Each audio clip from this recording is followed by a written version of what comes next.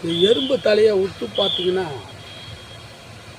கணம் பொருந்திய தமிழ்நாட்டு மக்களே, எறும்பு தலையை உத்து பார்த்தீங்கன்னா 2 ஆண்டனா மாதிரி இருக்கும். இப்படி இருக்கும் 2 ஆண்டனா மாதிரி.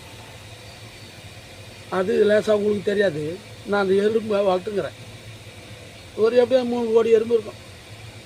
சோறு போட்டு வளர்க்குறேன். சாரி சோறு இல்லை, கேழ்வரகு ஒரு புடி போட்டோன்னா அதுங்க எடுத்து போய் இழுத்து வச்சு உள்ளே எடுத்து போய் ஒரு வாரத்துக்கு சாப்பிடும். அதுங்களாவது நன்றி நன்றி. நான் போய் அது சந்துக்கா புத்துக்கா காலை வச்சா கூட என்ன கிடைக்காது. என் பொண்டாட்டி பெருக்கினே போனால்னா கூட அவளை வெடுக்கு ஓடி ஓடின்னு பிடிக்கும்.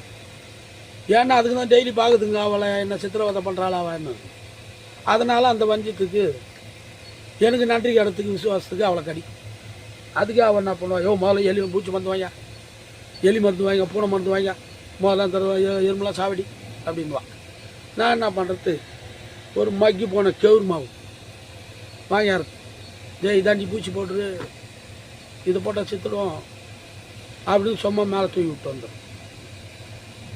அதை வாங்கி போடலாம், சோறு போட மாட்டாள். அந்த எறும்புங்க அந்த 2 ஆண்டனா எதுக்கு தெரியுங்களா? அந்த 2 ஆண்டனா எடுத்து ஸ்கேன் பண்ணுற கருவி. உங்களுக்கு தெளிவாக சொல்லணும்னா கேமரா, பயோஸ்கோப் அந்த நல்லா பார்த்துருப்பீங்களா? கண்ணில் இப்படி வச்சு ஊற்றி பார்ப்பானுங்க. இந்த பக்கம் ரொட்டினா ஊசாவா 1 கிலோமீட்டருக்கு தெரியும்.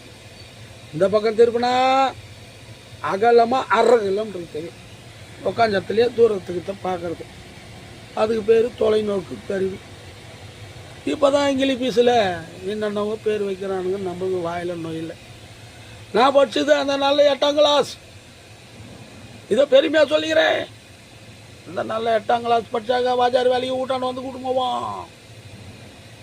அப்போல்லாம் எவனும் படிக்க மாட்டான், படிக்க வைக்க மாட்டான். ஜமீன்தார் வீட்டை மட்டும்தான் படிப்பான்.